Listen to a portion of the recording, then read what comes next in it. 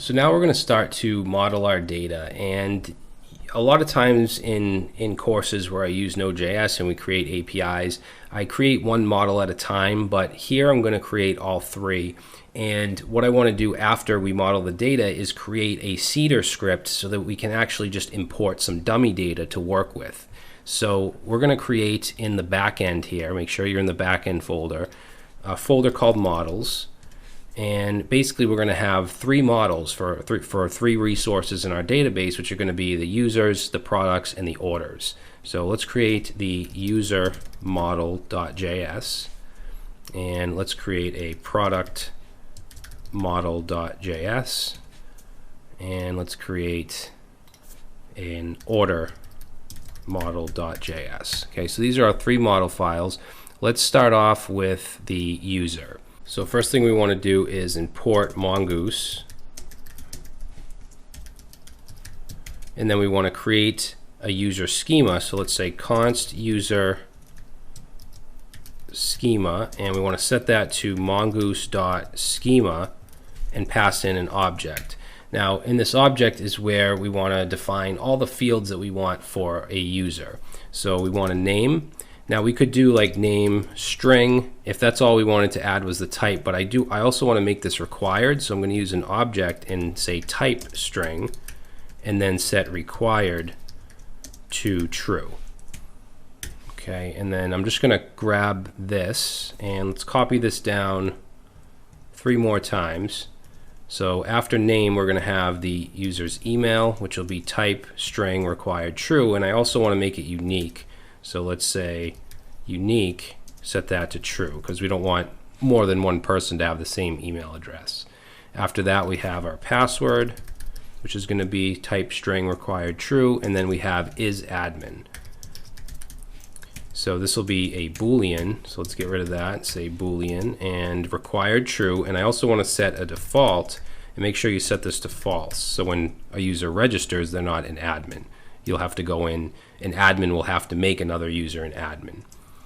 Now that's really all I want here for user. I do want to have a created at and an updated at field. We could add that manually, but with Mongoose we can actually pass in a second argument of options, and we can say timestamps, and we can set that to true, and it will create those fields automatically.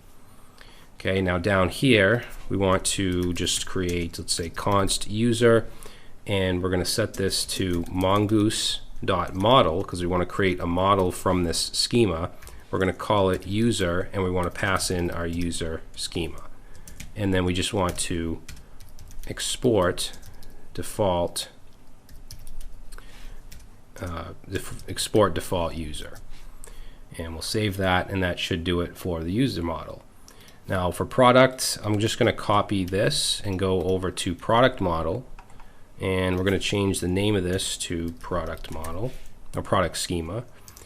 And then right here, I want to put a user field because I want to know which user, it'll be an admin. Only admins can create products, but I want to know which user, which admin created which product. So let's give this a type, and the type we want to use is an object ID, which we can get from mongoose.schema.types.object_id. Now I want to set this to required, and then we need to reference a specific model for this object ID, so we use ref and then the model, which is going to be user. Okay, so that will connect, that adds a relationship between the product and the user. So next we do want name, so we'll keep that. We want an image, which is just going to be string and true. We don't need that. Okay, then we want the brand of the product, and then we want the category, which is going to be a string and required. Okay, and then I'm just going to copy this down. So after category, let's have the description of the product. Okay, so description, We're going to have a rating. This is going to be basically the average rating of all the ratings that are in the reviews. And we're going to have a separate review schema, which I'm going to show you in a second. But this will be basically the average rating. It's going to be a number. It's going to be required. And it's going to have a default value of 0. Okay, and then we're also going to track the number of reviews. So we'll call this num reviews. And this is also going to be a number, required true, and give it a default of 0. Okay, we want the price. I'm just going to copy this. Same thing. It's going to be a number, true, and default 0. And same with the count in stock. So we'll copy that and say count in stock. It's going to be number, true, and default 0. Now, the last thing I want to add is the reviews. So I'm going to actually put that right above rating, reviews. Now, reviews is going to be an array of review objects. So we're actually going to have a separate schema called review schema.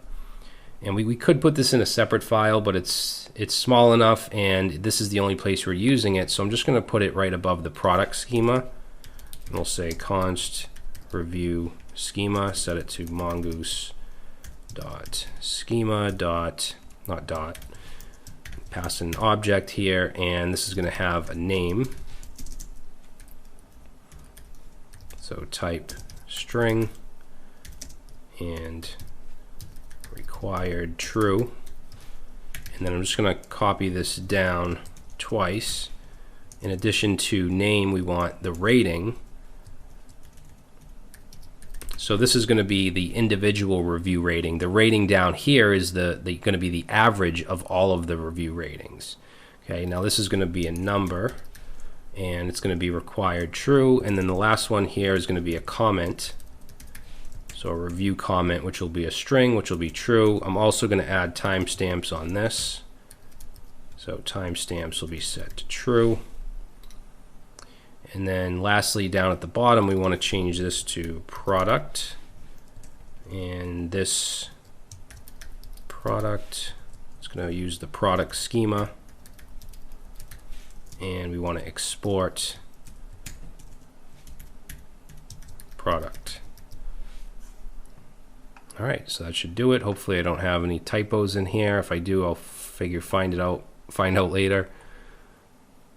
All right, now the order model, I'm just going to copy the user model again and go to order model.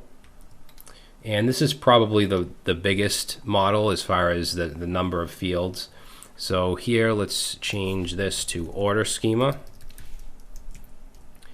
And we're going to have a user connected to the order as well, except this is going to be the user that buys the product. So let's give this a type of mongoose.schema.types.objectID, required true, and we want to reference the user model. Okay, now we're going to have a field called order items, and this is going to be an array of order items, which will have like the name, the quantity, the price, stuff like that. So what we'll do is set this to an array. So we're going to get rid of this and set this to an array here, and I'm going to pass in some curly braces, and let's give this a name and say type string required true.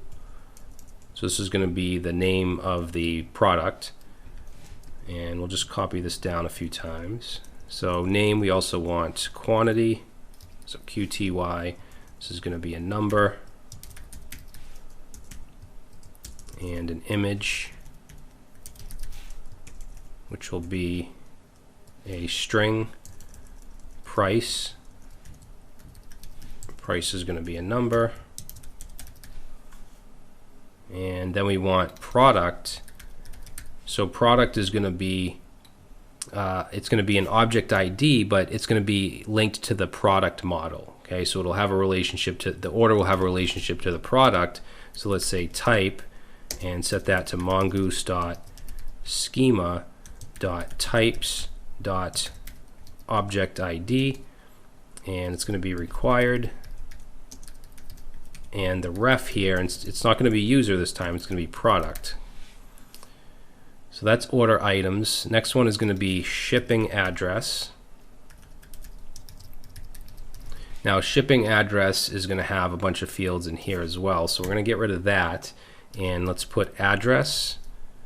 So basically these are embedded objects. So shipping address will have an address, which will be the type of string, and required will be true. And we'll copy this down 3 more times. So address, city, let's do postal code, and let's do country. And after, if you want to add more fields, you could, but that's what I'm going to be using. So next I want the payment method, because even though we're only setting up the PayPal gateway, I want to make it scalable so you can easily add payment methods. So this is going to be a string. We can get rid of the default. Okay, now let's just copy this down a few times. So after payment method, we want the payment result. Now payment result is going to have a few fields in it, and this is going to actually come from PayPal. When we go through and make the payment, when it's successful, we get some data back, and that's what we're going to put in here. It's going to have an ID,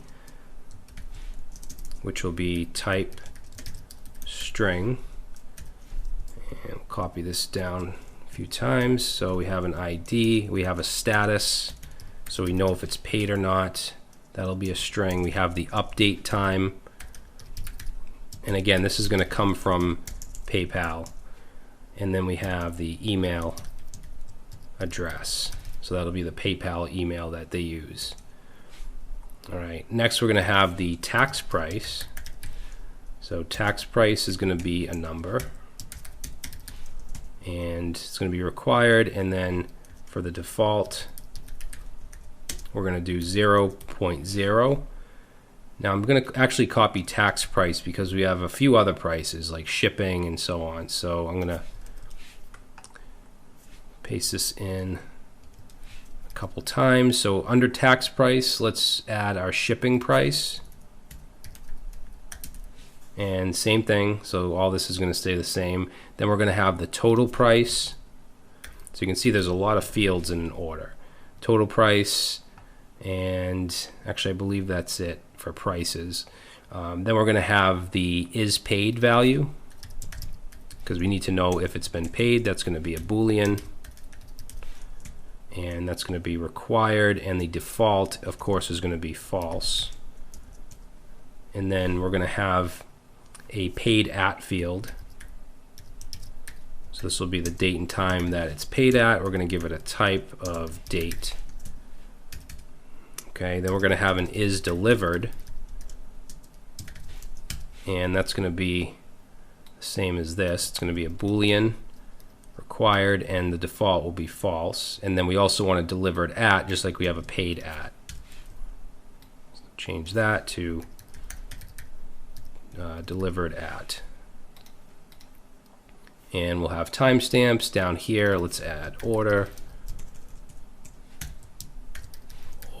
and order schema, and then we just want to export default order.